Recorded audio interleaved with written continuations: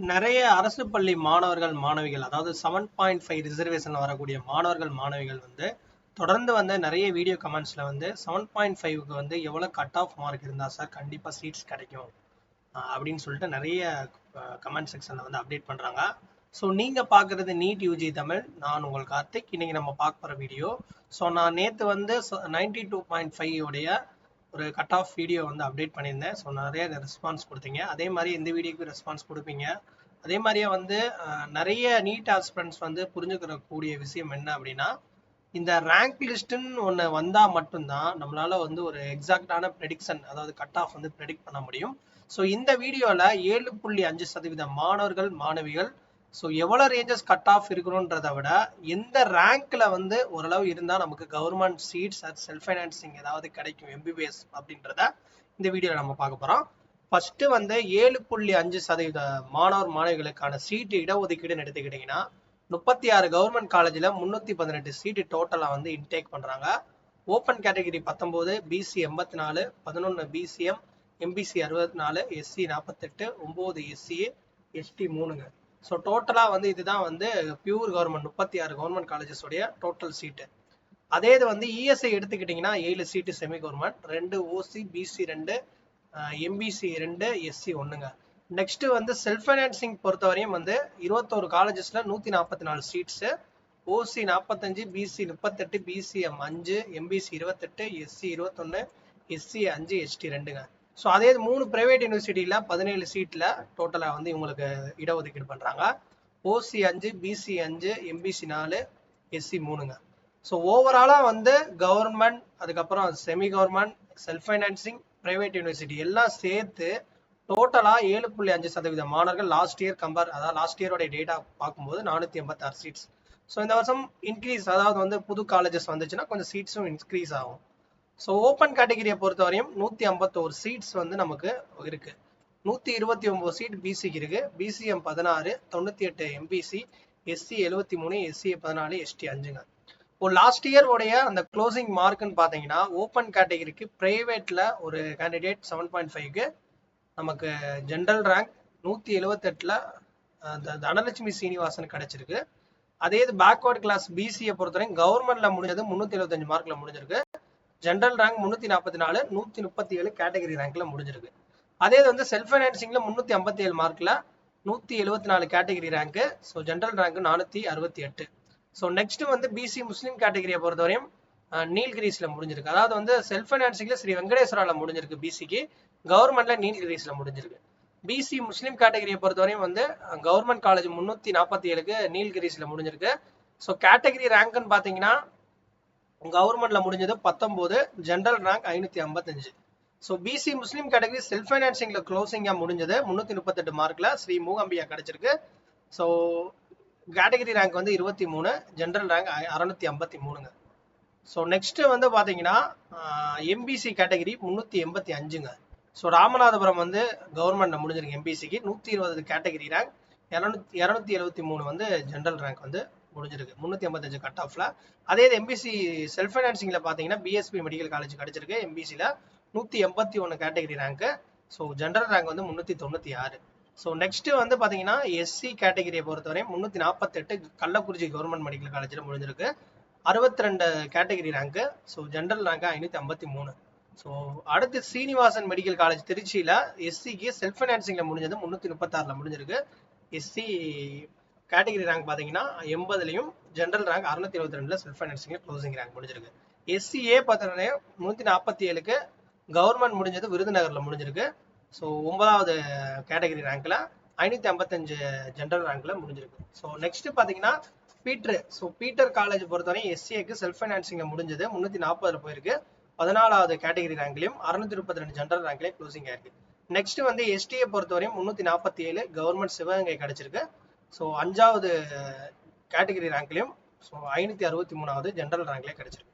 So Trichy SRM பொறுத்தவரையும் வந்து 328 எஸ்டிக்கு கடைசியாக க்ளோஸ் ஆயிருக்கு செல்ஃப் ஃபைனான்சிங்ல, 6வது ரேங்க்லயும் 280 வரையும் வந்து கிடைச்சிருக்குங்க. ஸோ நீங்க வந்து நல்லா தெரிஞ்சுக்கோங்க, இப்போ வந்து நமக்கு இந்த ரேங்கை வச்சுதான் நமக்கு சீட்டே அலோகேட் ஆகும். ஏன்னா நமக்கு சீட் முக்கியமா பார்க்கக்கூடியது கட் ஆஃப் மார்க் வந்து நமக்கு ரேங்க் லிஸ்ட் வந்தாதான் தெரியும். ஸோ அந்த ரேங்க்ன்றது ரொம்ப முக்கியம். இப்ப நீங்க வந்து பிசிக்கு எடுத்தீங்கன்னா மொத்தமாவே பிசிக்கு 129 சீட்ஸ் தான் ரிசர்வேஷன்ல இருக்கு. 16 வந்து இருக்கு பிசிஎம்க்கு, 98 இருக்கு. எஸ்சி வந்து 73 இருக்கு. எஸ்சிஏக்கு 14, எஸ்டிக்கு 5ங்க. அப்ப நீங்க பாருங்க, ஓபன் கேட்டகரிக்கு 178 வரையும் வந்து க்ளோசிங் ரேங்க் வந்து முடிஞ்சிருக்கு. ஸோ நீங்க வந்து ஒரு ஓபன் கேட்டகரியா இருந்தா ஒரு 150 ரேங்க்குக்கு மேல இருந்தீங்கன்னா ஒரு 7.5ல தாராளமா கவர்மெண்ட் சீட்ஸ் கிடைக்கும். அதே இது பிசிஏ பாருங்க, கேட்டகரி ரேங்க் வந்து 137. ஸோ இங்க பாத்தீங்கன்னா 129 சீட்ஸ் தான் நமக்கு இருக்கு. ஸோ டோட்டலா பிசிக்கு இருக்கிறது 129 சீட்ஸ். அப்ப எத்தனை சீட் வந்து ஓப்பன் கேட்டகரியில போயிருக்காங்க? ஒரு எனக்கு தெரிஞ்ச ஒரு 8 பேருக்கு மேல ஓப்பன்ல போயிருக்கலாம் மேபி. ஸோ ஓப்பன்ல நமக்கு போனனால கொஞ்சம் சீட்ஸ் வந்து பாத்தீங்கன்னா இங்க பேலன்ஸ் ஆயிருக்கு. ஸோ 137 ரேங்க் வரையும் நமக்கு கவர்மெண்ட்ல முடிஞ்சிருக்கு. அதே மாதிரி 174 வந்து நமக்கு செல்ஃப் ஃபைனான்சிங் கிடைச்சிருக்கு.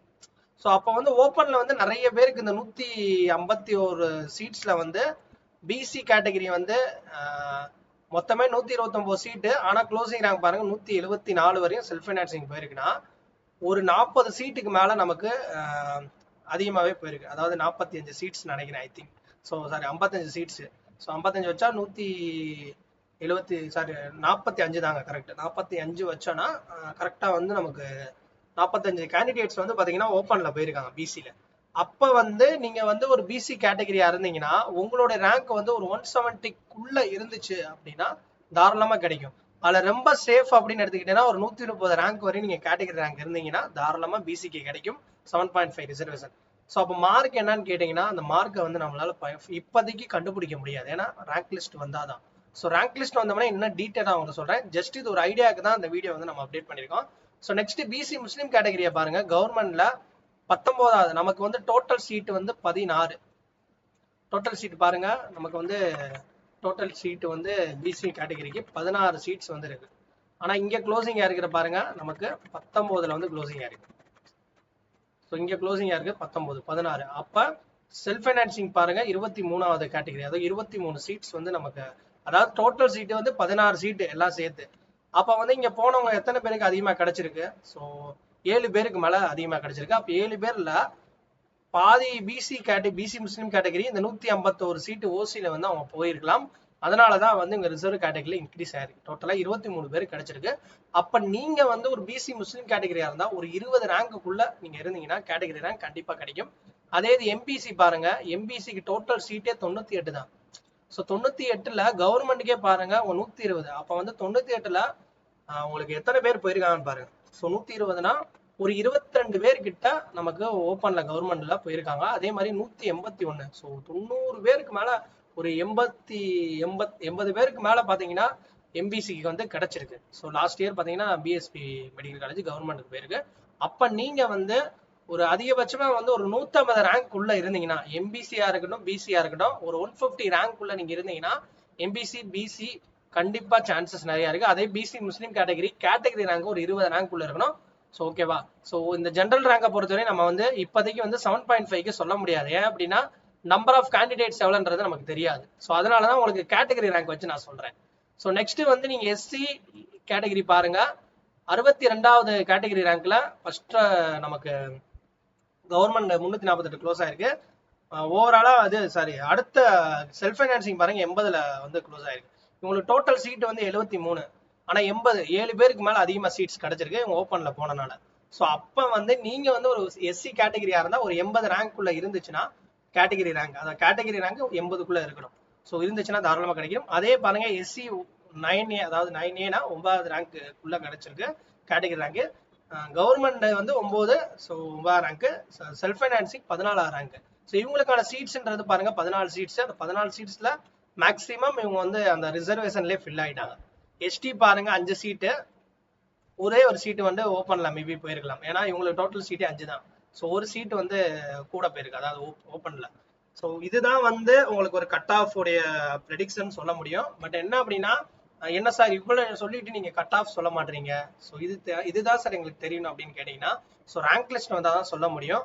நீங்க வந்து ஒரு பிசி கேட்டகரியா இருந்தீங்கன்னா 7.5ல ஓவரால், அதாவது ஓவரால் ரேங்கை நம்ம ஃபைண்ட் அவுட் பண்ண முடியாது, ஏன்னா நம்பர் ஆஃப் கேண்டிடேட்ஸ் எவ்வளோன்னு தெரியாது. லாஸ்ட் இயர் பாத்தீங்கன்னா ஒரு 3000+ 7.5 மாணவ மாணவிகள் வந்து அப்ளை பண்ணாங்க. இந்த வருஷம் எத்தனை பேர் இருக்காங்க அதை பேஸ் பண்ணி தான் நம்ம சொல்ல முடியும். ஸோ நீங்க இப்போதைக்கு ஒரு ஐடியா ஓகே ஒரு சேஃபர் சைடு வேணும் அப்படின்னா நீங்க ஓப்பன் கேட்டகரியா இருந்தா ஒரு 150 ரேங்க், பிசி எம்பிசி இந்த 3 கேட்டகரியில இருக்கும் 150 ரேங்க் உள்ள கேட்டகரி ரேங்க் இருந்தீங்கன்னா சீட்ஸ் கன்ஃபார்ம். அதே மாதிரி பிசிஎம் பொறுத்தவரை 20 கேட்டகரி ரேங்க்ல இருந்தாலும் சரி, எஸ்சி எஸ்சிஏ அதாவது எஸ்சி வந்து ஒரு 60-80 ரேங்க்லயும், எஸ்சிஏ வந்து பாத்தீங்கன்னா ஒரு 10 ரேங்க் உள்ளயும், எஸ்டியை பொறுத்தவரை ஒரு 5 ரேங்க் உள்ள இருந்தா தாராளமா சீட்ஸ் கிடைக்குங்க. ஸோ இந்த வீடியோ வந்து உங்களுக்கு இன்ஃபர்மேட்டிவா இருக்கும்னு நினைக்கிறேன். இந்த வீடியோல நெகட்டிவ் இருந்தாலும் தாராளமா கமெண்ட் செக்ஷன்ல சொல்லுங்க. ஸோ